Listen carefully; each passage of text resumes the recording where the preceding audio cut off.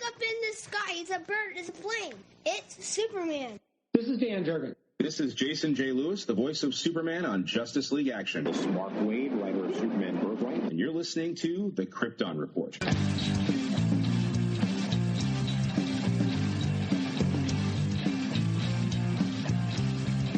The Krypton Report podcast is dedicated to all things Superman, Supergirl, and the planet Krypton. We discuss movies, TV, game, comics, and all things DC. So join me, Tyler, with my co-host James and Jania.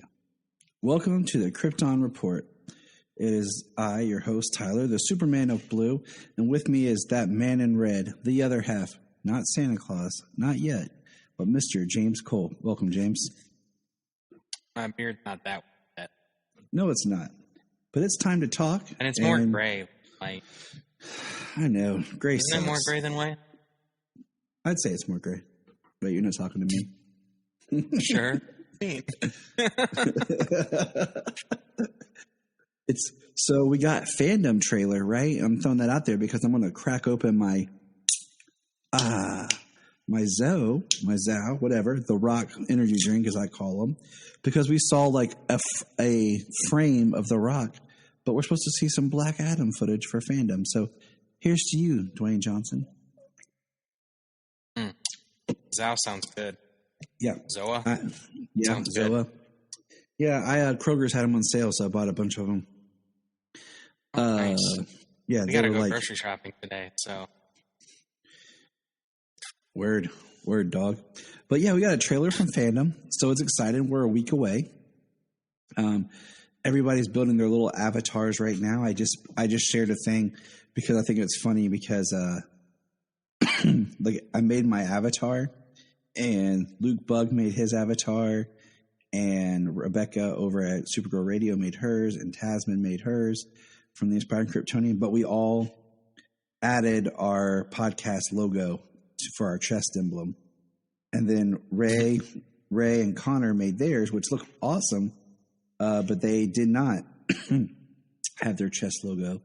So I just thought it was kind of cool. We're all making our avatars, and I made my I think it's funny, like I told my wife, like, you know, I'm making mine today.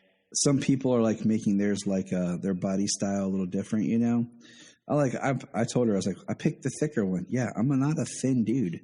You know, I'm like, I picked the heavier looking face and body style. Like, there's no like super obese body style, which I'm not. You know, but there's like thin, muscular, and then thick. And of course, I lean towards the thick body style. So I like your emphasis. I'm trying to be truthful. I'm trying to be truthful here, Jania. You know, Kryptonians came in all shapes and sizes too. Exactly.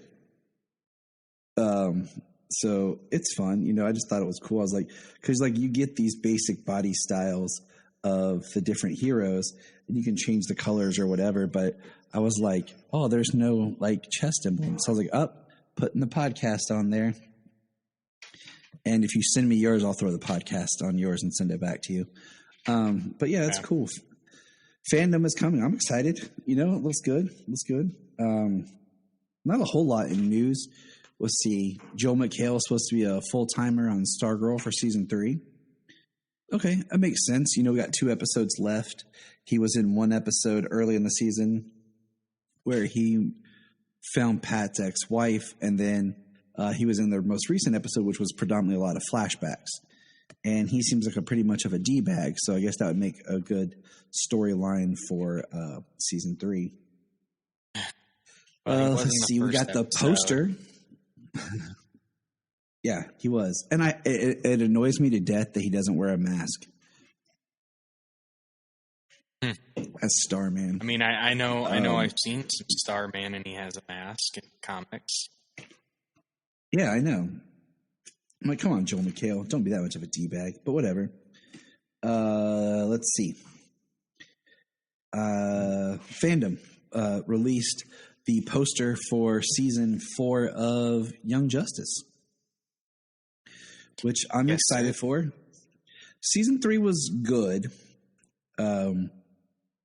I like the poster because I feel like it has more of the core characters that I want to see in the episodes. So that's exciting. Season 3 was good. It wasn't great, but it was good. I'm still hoping that we get Wally's return, that he was in the Speed Force the whole time. Okay. That would be pretty awesome after their, everybody is much older. How far in?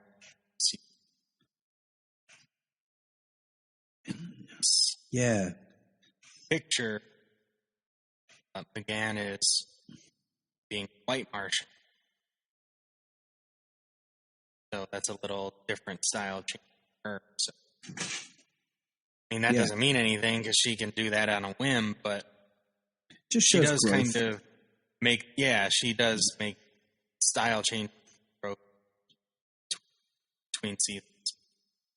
What we get between season 1 and 2, and then between season 2 and 3. Yeah, so we've seen growth. We saw some spoiler pictures. Spoilers, people, spoilers. I'm just going to say, behind the scenes of the Black Adam costume on the rack. And it looks pretty awesome. That's all I'm going to say. Because, it's just the suit hanging there on the rack. You don't know what's, comes production-wise, in post or whatever. Plus, it's not on The Rock himself, which makes everything better. Yeah, that Zeke will change that costume quite a bit. I still just thought they were just going to, use spray paint or body paint for his costume, but whatever. And then we got some. we got some spoiler, more set photos from Armageddon, and all I'm going to say is a new hero will emerge who was teased in Crisis. And Barry's getting a tweak on his costume. And that's all I'm going to say, because I'm not going to spoil anything. I'm excited about both. Because I will say that, and this will kind of give a hint about it, I'm glad he looks like himself instead of Iron. Yeah, I agree. That is a very great way of putting that into place, James. Good job. So, but yeah. One more thing. So, I wanted to get a new chair for my room. Like, I like my desk chair, but I heard that gamer chairs are the best, right? So I was looking on Amazon, and they're like $100 on the low end, $120 on the higher end. I was like, okay, that's not too bad for a good, comfortable chair. Even the chairs like I've seen at like offices and at school and stuff, they're in that price range, and.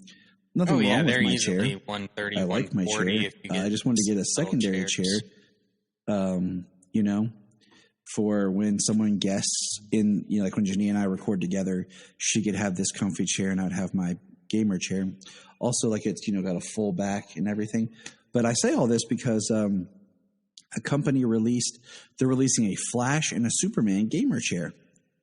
And I was like, oh, this is beautiful. This looks great. $549. I pay a lot of stuff for Superman things. It looks so worth it, man. Look, that chair better be massaging me, make me feel like I am hugged and I am loved, and that I'm complete bliss. Like, when I sit in that chair, I better feel like Lucy when she walked through the wardrobe in Chronicles of Narnia. I better sit in it and just open my eyes into a whole new world, like Aladdin and Jasmine. Okay? Like, like I expected like a little bit of an overprice, like, maybe $250, $3 at the highest, but $550.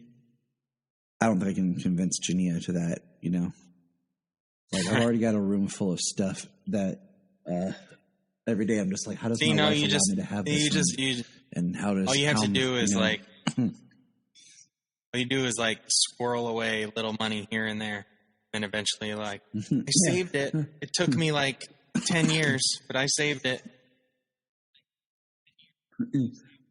I found it on eBay used for $90. Dang. There's some stains in it we got to clean out, but it's worth it. But that's all I got for the news. Hey, can I get $1? Sure. That's what friends say, right? And we all know that we all have $1. We spend $1 on crazy stuff. We have a loose change around the house probably for $1. So why not help a friend out? The Krypton Report, of course, has a Patreon like every podcast does. But unlike other podcasts where we're asking for a lot of money, we're just saying, hey, shoot us $1. $1 a month. Help us keep the podcast going and help us to bring entertainment to you. And you can hear the fun voices of me and James. So go to patreon.com/Krypton Report and give it a shot. Thanks. And if you want to have a good time, keep listening to the Krypton Report. We're going to catch up with comics real quick here. We're going to shoot over and look at Superman 78, issue 2. Now, James. Tyler. Which cover did you get of this issue? I got the variant cover of him lifting up a tectonic plate outside of the Earth. That sounds awesome. I got the boring regular cover because that's all my shop had. Which is like this very And I didn't want that boring regular cover. It's just like this very like awkward Superman shaking hands with Luthor, you know? And it's, yeah. I mean, I didn't want to pay the extra $1 for this. Wish it was they just done it at the same price. That's how they get you with variant covers. They're like, here. Mama hurt my hair. Oh, Supergirl Sayla. Hi. Tell him bats on me. Yeah, and then they do the 1 in 25 and 1 in 50 and 1 in 100 variant covers and stuff. Yeah, that's too much for me. Like, I mean, there's people posting like variant covers from Superman Unchained online all the time, and I'm like, where were all these covers back in the day? These are awesome. But I'm like, I don't remember seeing any of these covers. I mean, it's just one of those things that get you for collectors, like where they'll have like comic book store variants or, you know, regional variants or whatever. I am looking at the covers of number 3 and 4. They look good. And your alternate cover does look BA compared to what I had. So, but take us through the book, James. So Lex Luthor is out of prison. He has to get a job for his probation. It's funny, they want to put him in the cafeteria at Cord Industries. Which is pretty good. Superman takes the Brainiac skull to him. He believes, you know, as smart as Lex is, but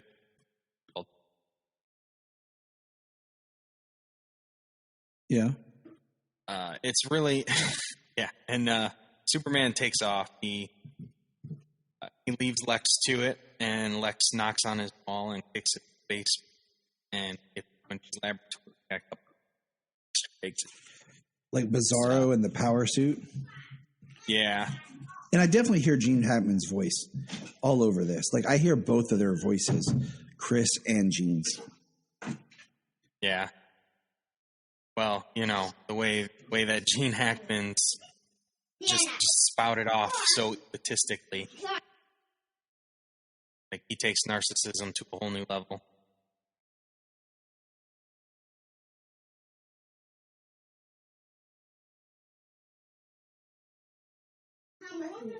Yeah.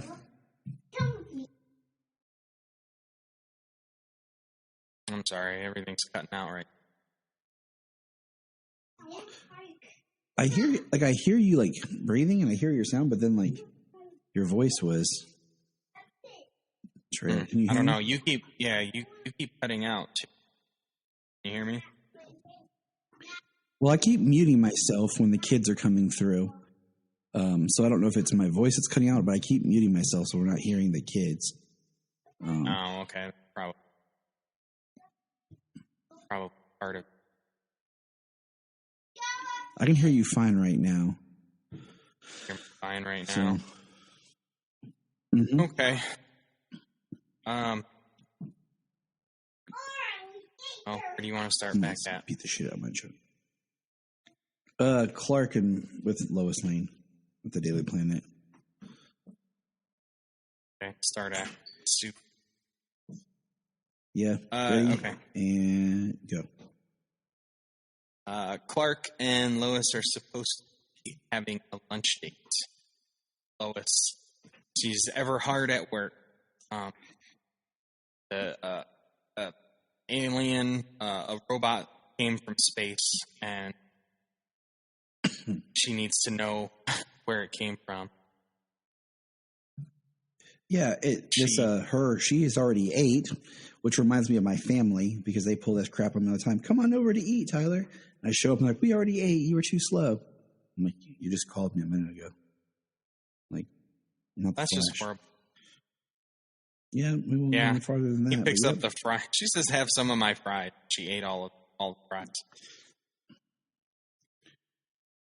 And that's how it works. Yeah, so Clark says, "I'll try again tomorrow," and Lois gets a phone call, and Clark is super hearing, and she's being told that there is a signal coming from deep space, unknown origin, unknown language, it's a language at all.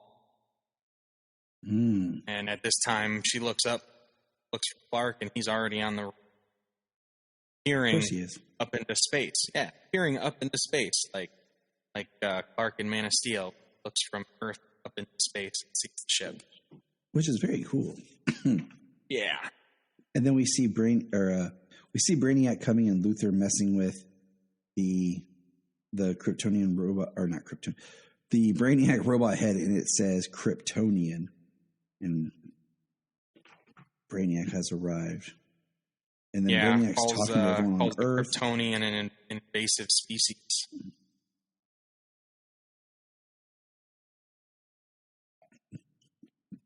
Not your Brainiac kind. comes to Earth to try to... Its physical appearance enables to blend.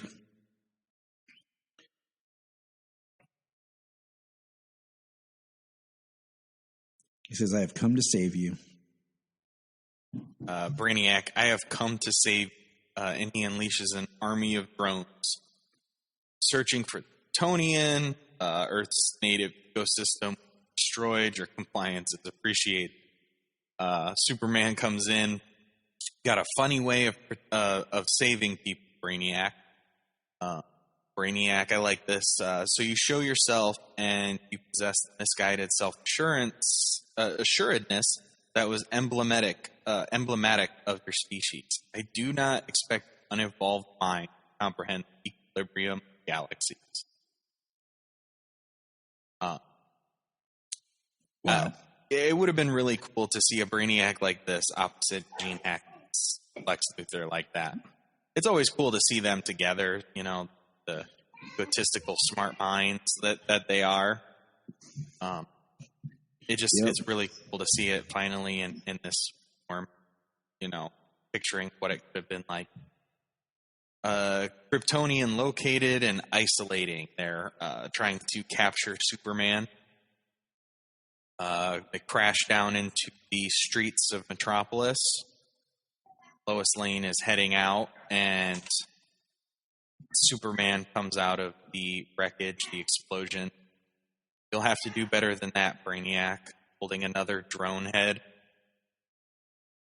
He really likes taking these drones' heads off. It's an awesome shot. Yeah. Yes, he does.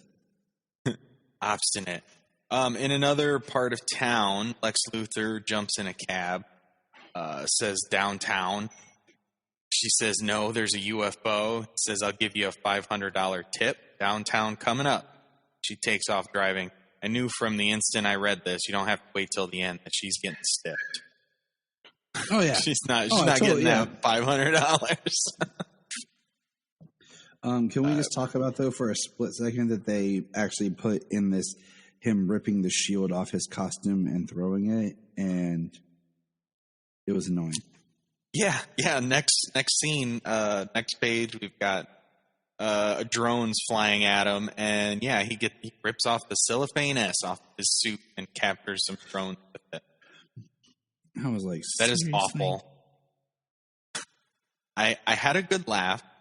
because it is part of the movie for whatever reason. And so I had a good laugh that they put it in the book, but it's just horrible. I know. I was like, really? Yeah. Brainiac, the complexities of existence and extinction are beyond. I am also the last of my kind. He says, I engineered this body and transferred my considerable consciousness to it. So knowledge and culture might be gone. It's interesting, though. He's like, such is my devotion to the preservation of life. Preserve Earth must be caged. And people are not having it. You aren't taking him. He's one of us. Your inhabitants, your sentimentality is not merely a threat to this city, but your entire planet. Not merely to this planet, but the entire solar system. Or two entire star systems. Sorry. So, this Brainiac is interesting. Yeah, he is. He feels more Silver Age. He does. He does. And at the time, it should, right? Yeah, it should be. It should Yeah. totally be Silver, like, because your Silver Age is what kind of would influence you into, like, the Bronze Age, I guess. So, Yeah. I always forget exactly when the Bronze Age started. I know over there on Geek History Lesson, they discuss the different ages of comic books. And they have a fairly nice rough guesstimate times of when these ages began and ended.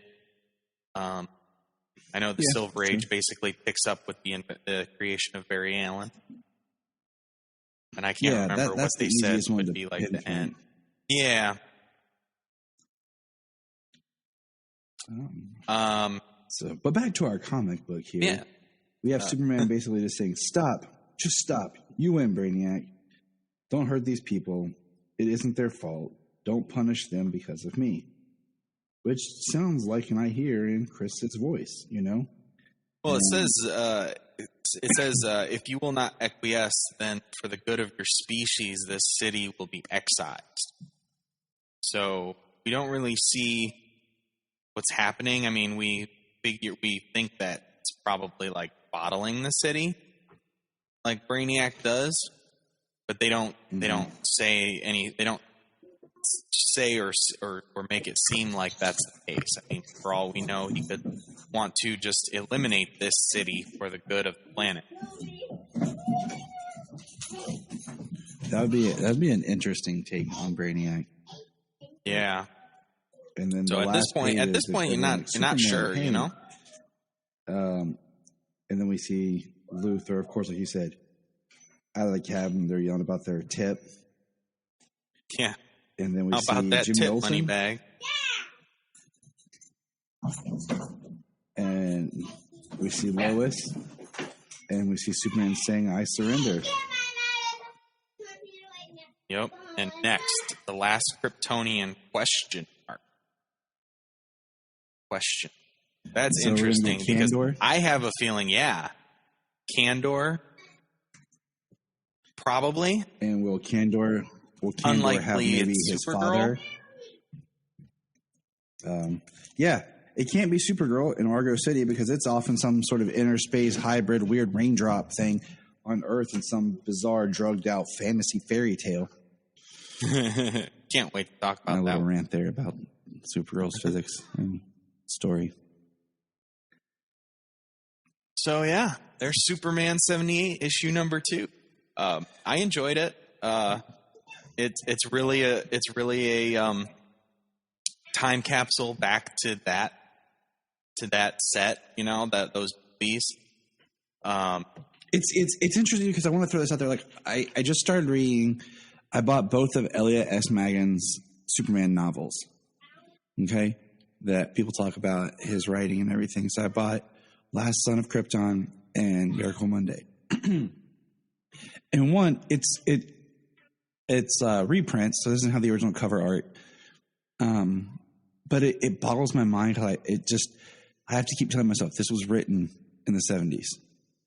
Like the first book came out, right around the time of the movie, but it's not the movie Clark Kent Superman. It's also just weird reading a Superman novel compared to a comic book, but also just putting back in the perspective of who Superman was at that time that it was being written. So it's been an interesting little journey.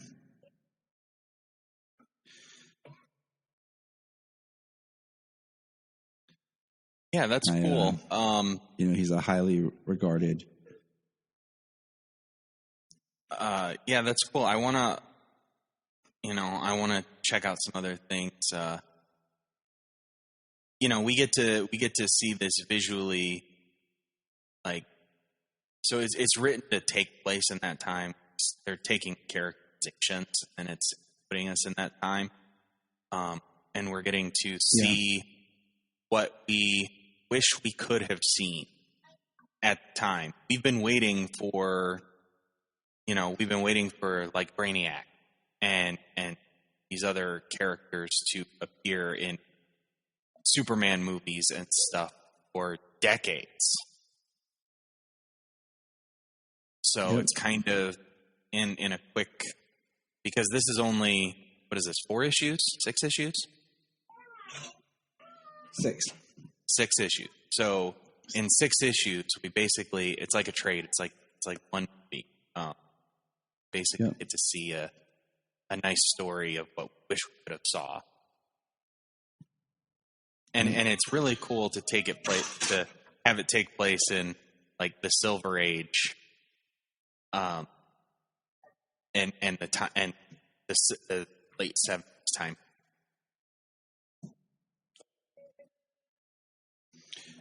Yeah, I'm digging it. I like this issue much better than the first issue. I just thought there was more to this. There was more to it. So yeah. All right, but that's comics, and we'll move over to Supergirl. If you enjoy Superman podcast, here's some others to check out: Digging for Krypton, Krypton, Inspiring Krypton. It all comes back to Superman Forever, All-Star Superman podcast, Superman animated podcast. Always hold on to Superboy Legacy podcast. Check them out. Always a good time. Always something new. So this week, let's get into some Supergirl. Okay. This season's, it's cooking. A lot happened in this episode, and I'll be honest, I missed some little bits of it. Like, I just finished watching it before we recorded. The kids came in with the dogs, and it was like all Hades broke loose. I was like, guys, I'm watching Supergirl, and they were just like, Supergirl. Oh my gosh, who's this, Dad? What's going on, Dad? I'm like, whoa, she's a bad guy. He's a bad. Wait, what? So, towards the end, I kind of missed a couple of things, so I need you to help me figure out what happened. Okay. But this episode of Supergirl is called Magical Thinking. And it was really interesting because I feel like we finally have momentum in the series. Like earlier, I felt like we were kind of just dragging our feet with, everything that was going on. But I feel like it picked up. So here's a quick synopsis. Nyxly gets a hold of the humanity totem, causing chaos throughout National City. Meanwhile, Esme meets her new foster family, and Lena attempts to cast her first spell. Sounds good. So, yeah. So I want to hit on some characters first. And here's what we're going to do. First of all, we get to see Esme again. Yay. Little sweet, innocent girl. Everybody just wants to hug and adopt, right? Yeah. She's adorable. She gets placed with a family called the Fords, who are generic white people. And I say that as a white man. Like, they are like generic white people. I can see. You know what I'm saying? And at first, in my notes, I put, is she an alien still? And I put that because I feel like so much of the alien aspect of the other two characters was forgotten. When they left the group home and they were doing the battles, for the housing project and everything, yeah, they kind of like forgot that they were alien. So I put in my notes like, do they know? And then I put, do they know she's an alien? And then as the episode progresses, and they're under attack, this dude like comes out and breathes fire at Esme and the mom, and Esme is able to stop it. And she's like, I don't know how I did it. Yeah, what she did, I don't know what she did, if she fire or if she like sent it back at him or mimicked his powers or what. And then we cut ahead, okay? And then we see that the mom puts Esme on the front porch and tells her to protect them. Yeah. And at this point, Solomon's watching it with me, and he's like, what's going on, Daddy? And I'm trying to explain to him. And then we'll skip to the end where Kelly shows back up to get Esme because the Forge no longer want her. They rescue Esme on the porch. The people are coming towards the porch, and Sentinel and Guardian rescue Esme. Yes, you're right. And that's where I put in my notes that, seriously, Sentinel needs a mask or goggles. Like, she needs like some Smallville Green Arrow goggles, okay? Just like some really cool sunglass, like, computer program Martian tech goggles. You know what I'm saying? Like a Star-Lord mask or something. Like, her open face is killing me. But I wanted that scene to continue because I wanted Guardian to just like bust down the door and go in and just like backslap the parents. Right. Yes. Like took them out, Yeah, we thought that's some BS. Yeah, we thought that stuff was appropriate. Because then at the end, Kelly's sitting there with Esme, and the Fords have packed up all of her stuff, and she's waiting on a bus to come and get her. And Kelly says, like, even though you are an alien and powerful, it was their job to protect you. Yeah, she's just a child. And Solomon's like, what? He's asking what's going on, and I'm trying to explain, what's going on with you. And then you have that great scene of Alex shows up, and she looks at Kelly, and and to me, and I said this on the episode of Supergirl Radio I was on, I was like, Kelly and Alex adopting the kids, or even them taking over and running the group home, because we're not sure what happened to the group home when the lady was left, fulfills Alex's character arc that was planted back in the season with Matt. Yeah, I can see either or. I figured that she would adopt because I see how she wanted a kid, how she bagged. So that it either fulfills they're going Alex's arc. Yeah, she would either adopt the. I didn't think about them taking over. I would as well, but yeah, either one would fill her arc. I just think that'd be kind of cool. It'd just be a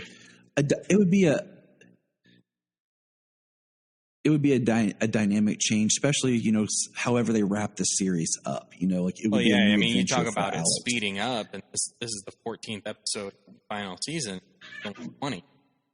So yeah, next month, November it ends. Yeah, there's only 6 more episodes of Supergirl left. So that's the Esme storyline, which I would say is kind of like the C plot or D plot. I'd say it's a D plot because of the C plot. We'll jump back in a way. I think, is we get William, and so William gets invited to come to the tower to write about the Super Friends, and they're talking to him and saying things like, look, there's stuff you have to keep off the record because it could interfere with our mission and what we're trying to accomplish, and put people at jeopardy. Like where the tower's location is, for example. One, it was interesting that he wasn't blindfolded or something, and then 2, I love the line. They're like, "Or Jean will memory wipe you," and he's like, "What?" But there's some great parts with William's character in this where. One, he is talking about, he wants to write the story, and they keep restricting him, and, he confronts them about what he wants to say, and him and Kara have a good him and Supergirl, let's use the terms correctly, have a good conversation And, he says about, you'd make a good reporter. And she's like, I believe in the free press too, more than you know. And he's like, that's good. William makes the good thing, which is, should I call you Mr. Manhunter? And he's like, John will do. But then we get our first scene with William and Andrea. And Andrea, man, is just... Andrea is the... Right. Like, she's like... She hacked she his wanted computer. The Super Friends story. I figured she was mid. She had his article mid while he was writing it. Like, she is overstepping. Right. Like, she is telling him what to do. Like, ooh, you got this. And he's like saying, like, I'm embedded with them. Like, I'm trying to get the story. And like, you want us to go ahead and blow it and reveal all this stuff. Like, it makes me kind of think back to that wonderful scene in The Dark Knight where Morgan Freeman's talking to the accountant. And he's like, you think your boss goes out at night and beats criminals with his bare hands, and your idea is to blackmail this man? Yeah. First he goes like one of the most powerful and wealthy persons men in the world. First it's money and business and stuff like that. Then it's like pummels criminal bare hands. Yeah, all that doesn't sound. Ruin yourself. Gonna ruin yourself. Business sense, and you're gonna ruin your reputation. And you don't want to be on the receiving end. So, and Andrea is like pushing William, like, to get the inside scoop and like air out all their dirty laundry. And I'm like, really? She wants to run like the tabloid rag, trying to, yeah. Like, you think they would want to be buddies to continue this relationship, and then and then later, William. So, kind of keeping with William's story, there comes to a point, and this is where I started to kind of miss little things because of the kids, that they have a conversation with William being like, full disclosure, he'll write the story his way. They ask if they could read it before he prints it. He'll tell people that, what's going on with Nixley, like the truth, what's happening, and he writes the story. And then we have what I put as William v. Andrea round 2. And she's like, this is great. And then she once again pushes him. And he's like, no, I'm doing this my way. And you can whatever, but you are not going to tell me how to do my job. And she's like, fine, I'm going to move your desk by the bathrooms. Yeah. Great. Quicker access when you got to go. You know what I'm saying? Right. But I like William as a character. I like him better as being an actual journalist character than trying to be some sort of love interest for Kara. Yeah. I'm still hoping that he gets a virus that turns him into Doomsday and, but whatever. That would be fantastic. That would be excellent. That would be a surprise. Then she'd have to destroy Doomsday. But I like the idea of him as the character he is back to, because we've come away from Cat Coast so much. And I think, in a way it kind of is, but he does get a great line about, selling his story to the Daily Planet if need be, when Andre is hounding him. So that's cool. That's kind of William's storyline. Now let's jump back again. It opens with game night and they're playing Jenga. And Lena has her mother's books of spells, and Dreamer mentions that the way that Lena is interpreting how she would do a spell is very much like how she does a dream. And that she might be able to help her. And then Kara starts laughing. I think it's less like an exact science and more of like feeling and going slow what you're trying to manipulate, you know? But dream power or magic.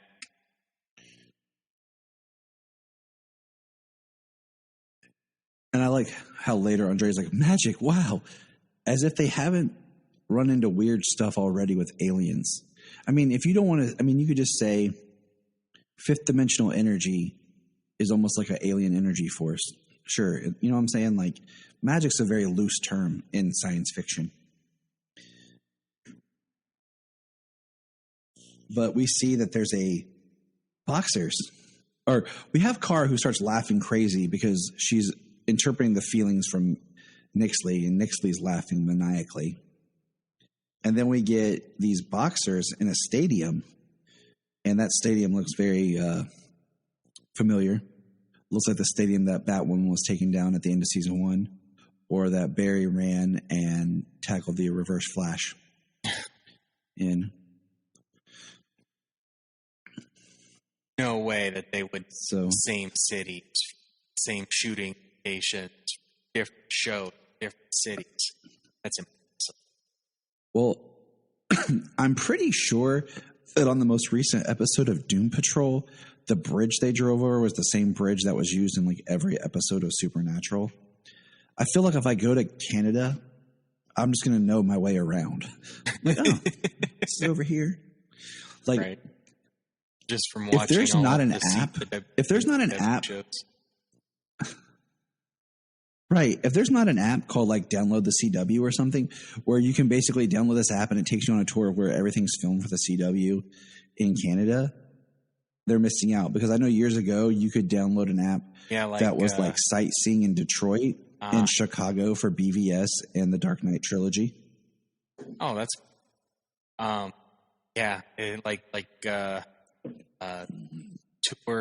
the tours of the stars, like tours of the CW. Going by all of the locations. It'd be a business, man.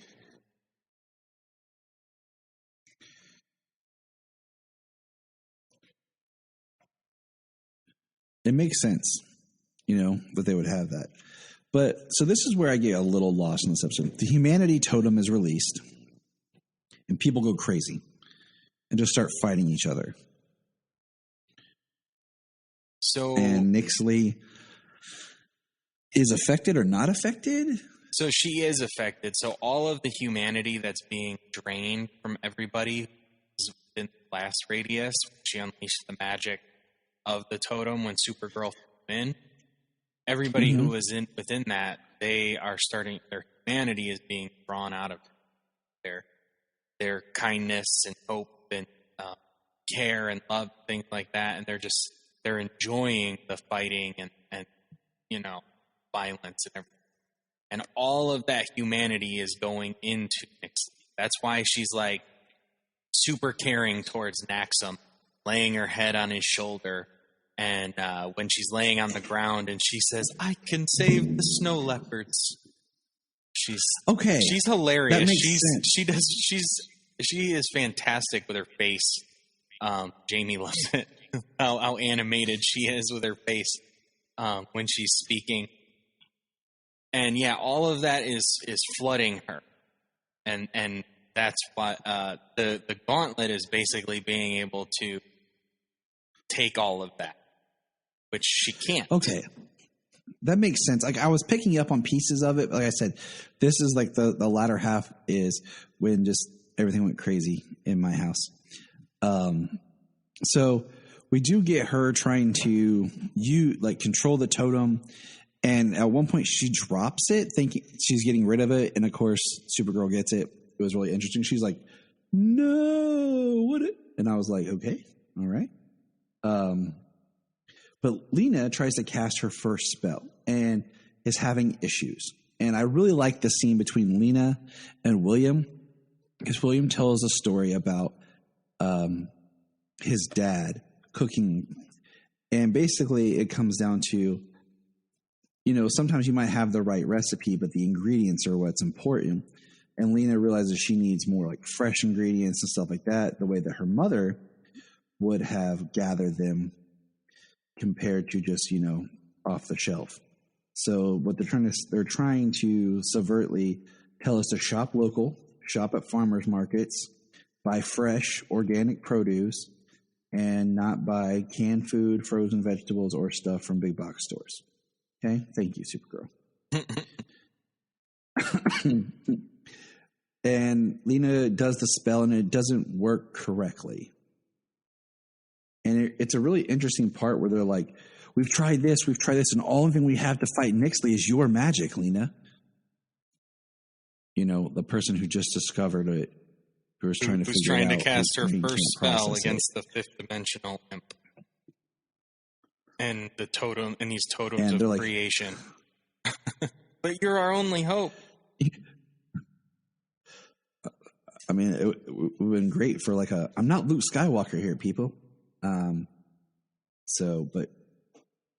I mean, it was intense. And yeah. And it didn't work out well, but they figured it out, and that's pretty much. Well, I like when she casts the spell, Dreamer, and Dreamer. She's like Lena broke my brain. She can't differentiate left from right. Kara comes in and she turns around to turn towards her, but she turns away from her and starts talking, and then she has to turn back around. I missed it because I just heard her say Lena broke my brain. Yeah, I didn't understand everything that had happened. She cast the spell, and then she went to she cast the spell, and she went to walk away, and she started tripping over her own feet and crashing onto the cart and everything. She doesn't know what she's doing. She's like, I don't know my lefts from my rights and stuff like that. And then shortly after, Kara comes in, and she goes to turn to face her, talk to her, and she turns. She made everything opposite. If she thinks to do something, she does it the other way. That's funny. And I apologize to the listeners. I still have a little bit of a cough, and I'm trying to mute. That's why we haven't done our live video sessions yet. I'm going to do some live comic reviews looking at Superman starting with issue 1. Yeah, I definitely got it. May not be able to get you there. Yeah, it'll be fun and short, but I just was like, I need to get over this cough before I do that, because editing and post like this is one thing, editing live is different.